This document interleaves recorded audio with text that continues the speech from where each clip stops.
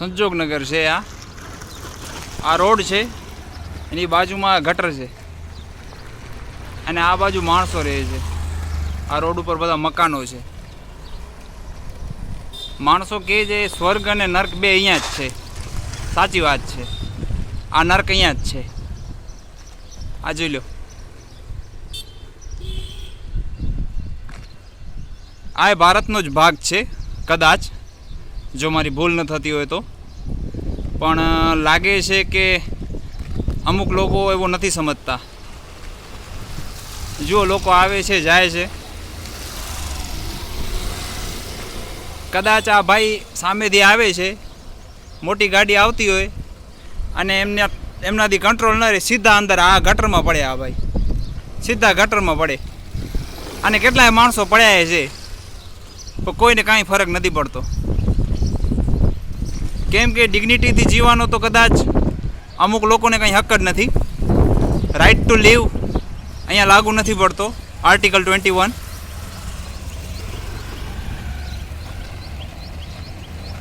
એવું નથી કે સાવ ગરીબ તબક્કાના માણસો રહે છે અહીંયા. ભણેલા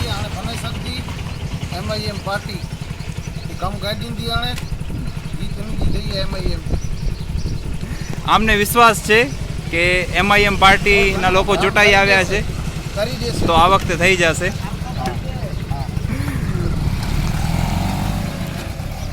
લોકોને હજી આશા ઉમેદ પોલિટિશિયન્સ ઉપર જ છે. કેમ કે આપણે હજી સુધી માત્ર એટલો સમજી શક્યા છીએ કે જે નાગરિક તરીકેનો ધર્મ જે માત્ર વોટ આપીને આપણો કામ પૂરો થઈ જાય છે.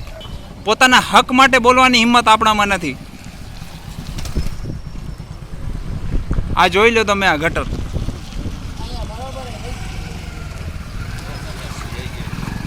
આ જોઈ લો, બધા માણસો આરામથી જાય છે. આ જોઈ લો ગટર.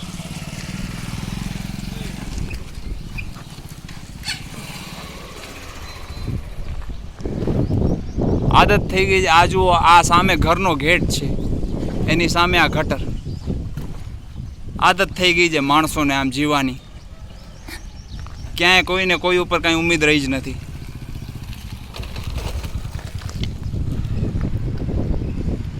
ભાજપ, કોંગ્રેસ, MIM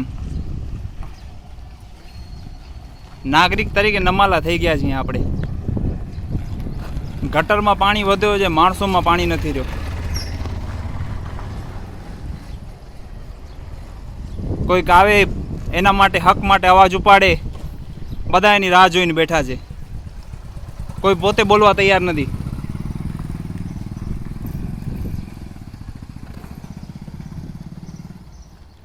ન બોલો, કાંઈ વાંધો નહીં, રહ્યો આવી જ હાલતમાં.